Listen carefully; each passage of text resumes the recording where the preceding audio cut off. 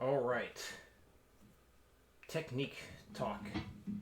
So, you notice when I'm doing this stuff, I basically always use my first and third finger. I can do the power chords like this, along with that. One thing I always see you do, and I've just kind of let it happen because it seems to be your natural thing, but you always like have your ring finger go flat like that versus being up like this. So I don't know if that's causing any of the problems when you have your thumb over the top or not. You can also try using your pinky again. Because when you have the pinky, it's a lot easier to hit that stretch. Again, I can do this. And as far as like making it happen, it's really a matter of force the hand to do what you want it to do. You talk about like the things that are like coming off or whatever. Well, it's like holding on to anything, right? Holding on to this bottle of water. To me, it's like, well, how do you hold on to it?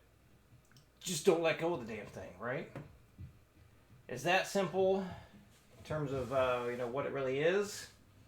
Execution is not always so easy, though. But that's really the idea. You really want to make the thumb thing work, you just have to force it. And as we've talked about many times, make it sound right. Make it sound right. If you notice that there is any error whatsoever when you're changing things, then you have to keep trying that same thing again and again until you get it right. You don't keep doing multiple chords until it finally happens, because it doesn't work that way. Or just forego the thumb thing altogether. So, I will show you that you can. Now, I'll tell you this. When I'm playing my 7-string, the neck is, quite a bit wider. And the thumb over the top doesn't work for everything. Thumb over the top is a fantastic technique. But if you can't pull it off, do what you have to keep those things clean. So, 60 for number 1. No thumb muting on my part to show that it is totally possible. 1, 2, 3, 4.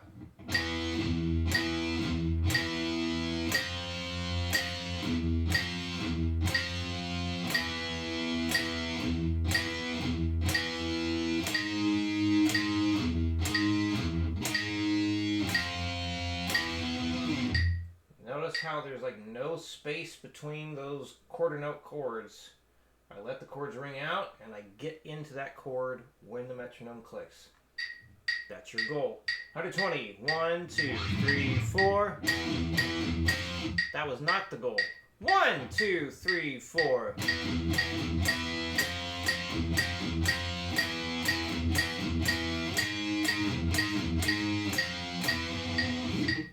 160. 1, 2, 1, 2, 3, 4.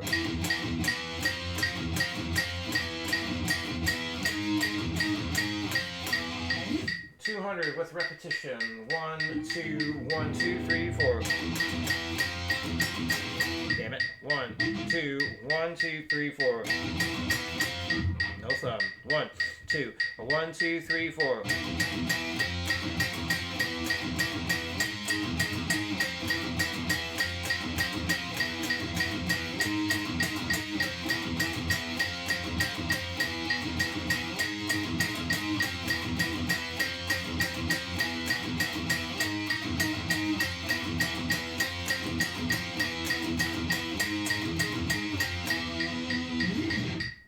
All right, number 2. 60. 1, 2, 3, 4. That was really bad. 1, 2, 3, 4.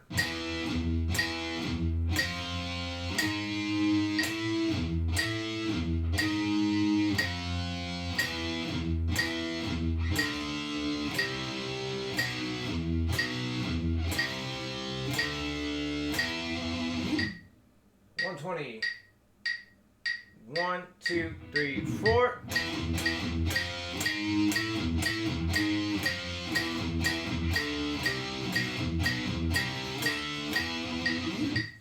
160. 1, 2, 1, 2, 3, 4. 1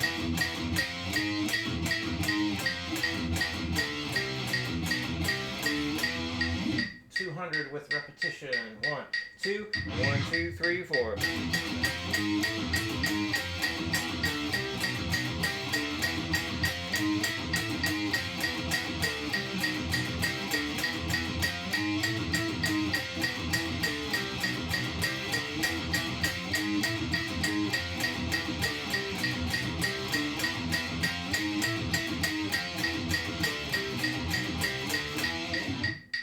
Alright, finger tapping. So, started with the high E. Easiest place to do it. I think it's the easiest place. And you're welcome to repeat this stuff as much as you like to get used to it. So, doing the E major.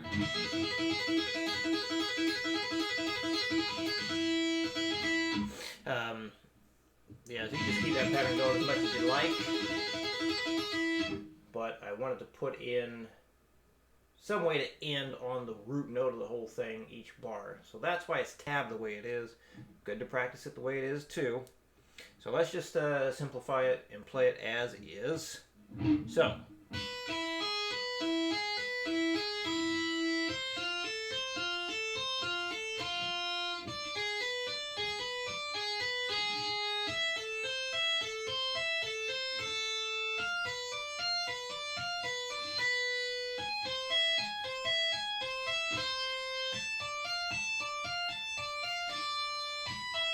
Whoops.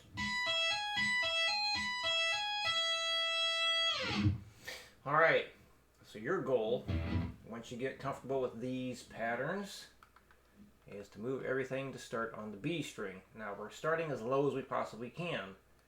So we have the Roman numeral 2. We're in A harmonic minor. So that means we start with the B diminished, B, D, F.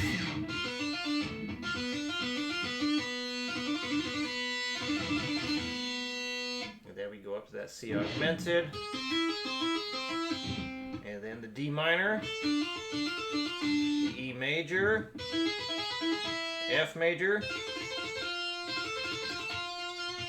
and then the G sharp diminished, and then the A minor, and with the B diminished. And then you've got the name of the string you're going to start on at the beginning of the whole thing, because I learned something you could do with Guitar Pro. So now I can put the strings you start on at the beginning instead of the end. So yeah, that's the idea. Label the chords you are arpeggiating.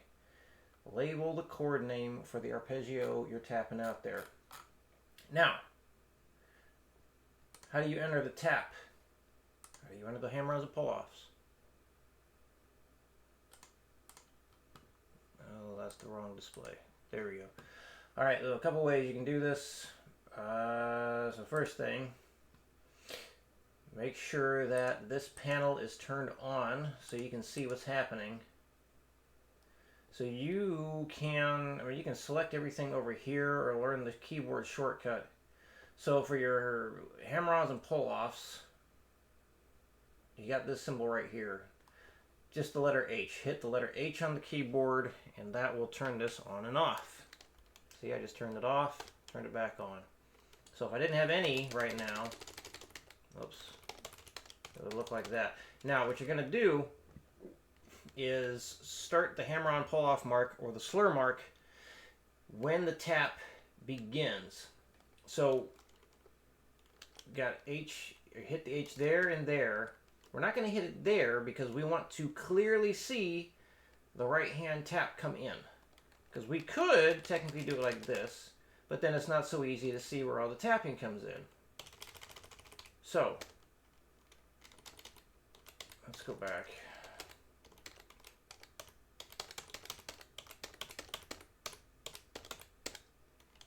So we are going to hit the H here, here, but not here. If we hit it here, we put the slur mark onto the next note. We don't want that. We start the slur mark where the tap is. Starts here again. So the note right before the tap, we do not hit H on. Again, the note before the tap, we do not hit the letter H to input a hammer-on or pull-off. So no H hitting before the tap note. On the tap note, yes, not before it. And then to enter the tap, if you ever forget this stuff, all you got to do is hover the mouse over what you're doing. So, like right here, we have the tap and the hammer on highlighted because it's turned on. So if you hover the mouse over that, it will, well, it should. There it goes. So you see that letter H in there? Now it's very small on the video, but the mouse hovers over that, it gives you the keyboard shortcut, which is just the letter H. If you hover it over tap, it's like that right parentheses thing.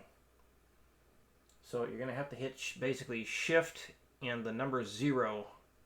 Shift and the number 0 above the letters on your keyboard. So again, that is shift and the number 0 above the letters on your keyboard, and that'll give you the tap shortcut. Hopefully all that makes sense. If not, just input the notes the best you can along with the chord names for the arpeggios, and we'll go into more Guitar Pro shortcuts when we meet next week. All right, there we go. Any questions, let me know. I'll see you again next week.